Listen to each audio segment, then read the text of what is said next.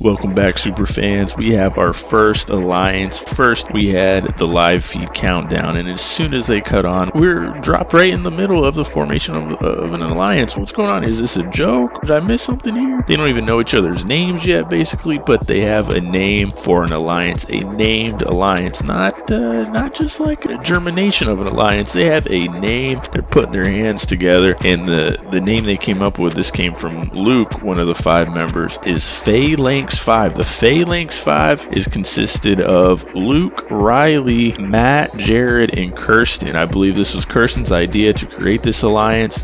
I guess she felt the vibe. She felt good vibes. She thought that, I don't know what it was, but she wanted to form this alliance, and they all went along with it. You don't turn down an alliance. That's rule number 1, I think, in Big Brother. So they're all going along with it. I think some of them half-heartedly for sure, but they put their hands together and they said, all right, on 5, Phalanx 5. And they shout Phalanx 5. This has got to be a joke. There's no way you're going to shout the name of your alliance so other house members can hear you. They were in the gym area all alone, just the 5 of them, so it's possible nobody else heard it, but come on, if you're serious about it, are you going to really be shouting the name of it? So bless her heart. I don't know if Kirsten maybe was taking this serious. You get a group together and we're in the same room, all 5 of us here. We might as well make an alliance, I guess. So that's what they decided to do, but it just goes to show that you don't want to form an alliance off of nothing. You need to get to know people first, get to know what type of game player they are, so you can build and assemble a strong alliance, not just a willy-nilly kind of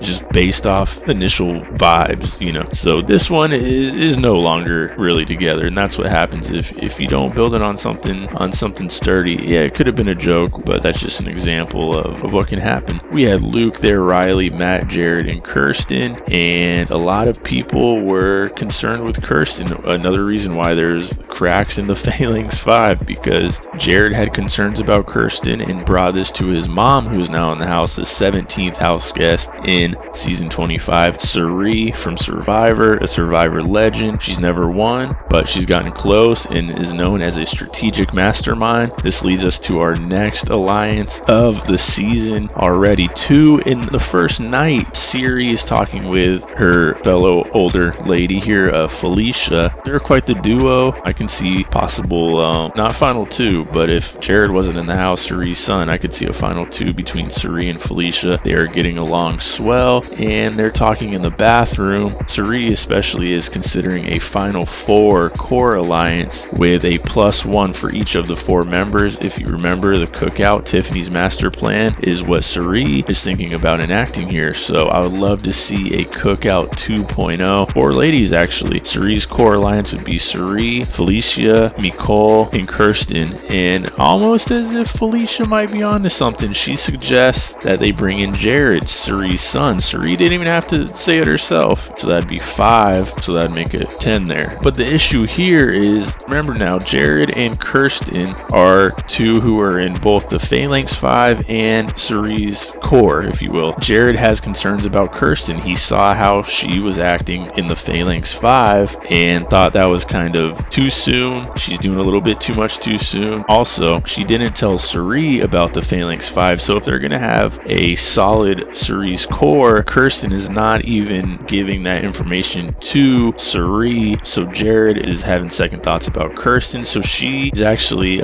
being pushed kind of out of Cirie's core, and Izzy is actually getting close with Cirie, so I could see Kirsten being switched out with Izzy. And you got to remember, Kirsten is on the block now. We have Jared, Kirsten, Felicia, and Corey on the block. I'm still learning the names myself. Jared and Kirsten they're scrambling a little bit now, but I feel like Jared is doing a better job from these 2 alliances here of forming something more solid. Kirsten, people feel like she's doing a lot of talking. She's doing too much too soon, not really thinking things through maybe all the way, and just trying to lock something down so she's safe, but not making sure that base is sturdy. So I think if they wanted to bring Kirsten back in, I feel like they could have a conversation with her. Instead, Felicia completely threw Kirsten under the bus to the new head of household, who is Reilly. So you have the Phalanx 5 is trying to push Kirsten out, as well as Kirie's core is pushing Kirsten out. I think I would like to see, because we know Phalanx is a joke, Phalanx 5. By the way, Phalanx that came from Luke. That's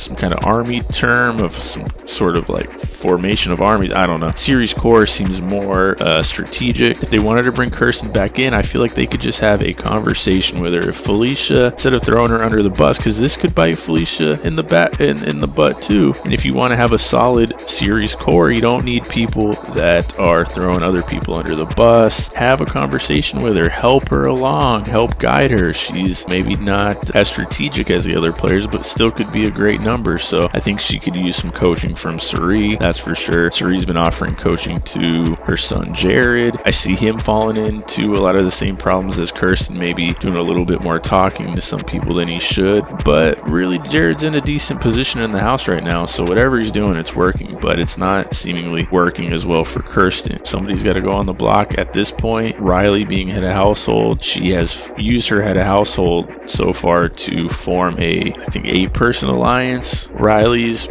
ideal 8-person alliance, and they seem to be locking it down as Reilly's bringing in people one by one. They're actually solidifying this alliance here, slowly but surely. Once again, Kirsten is on the outskirts of that.